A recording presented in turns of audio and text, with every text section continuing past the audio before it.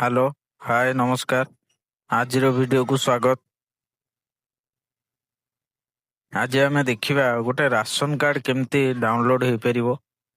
ନୂଆ process ration card download କରିବାର process ଟିକେ ଚେଞ୍ଜ ହେଇଛି, ତ ଭିଡ଼ିଓଟିକୁ ସ୍କିପ୍ ନ କରି ଫାଷ୍ଟରୁ ଲାଷ୍ଟ ଯାଏଁ ଦେଖନ୍ତୁ। ଭିଡ଼ିଓଟି କେମିତି ଲାଗିଲା ଲାଇକ୍ ସେୟାର କମେଣ୍ଟ କରି ସବସ୍କ୍ରାଇବ୍ କରି ଜଣାନ୍ତୁ। ଚାଲନ୍ତୁ ଡେରି ନ କରି ଷ୍ଟାର୍ଟ କରିବା। ପ୍ରଥମେ ଆମକୁ ଗୁଗଲ କ୍ରୋମକୁ ଯାଇ ଥରେ ନ୍ୟୁ ରାସନ କାର୍ଡ଼ ଆପ୍ଲାଏ କିମ୍ବା foododisha.gov.in ଲେଖି ସର୍ଚ୍ଚ କରିବାକୁ ପଡ଼ିବ। ତାପରେ food supply and consumer welfare click କରିବାକୁ ପଡ଼ିବ।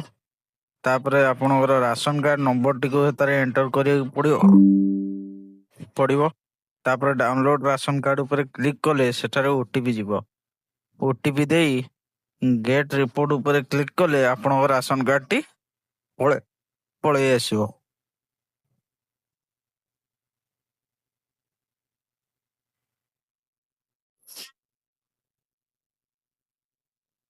ତ ରାସନ କାର୍ଡ଼ଟି ପଳେଇ ଆସିଛି। ଆମେ ଏଇଠୁ ଚାହିଁଲେ ଡାଇରେକ୍ଟ ପ୍ରିଣ୍ଟ ଦେଇପାରିବା କିମ୍ବା ସେଭ୍ ଆଜ୍ ଏ PDF କରି ତାକୁ ମଧ୍ୟ ସେଭ୍ କରିପାରିବା।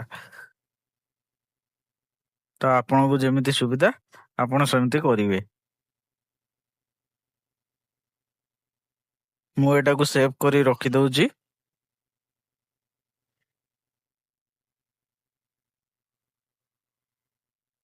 ଆଜିର ଭିଡ଼ିଓ ଏତିକି ଥିଲା।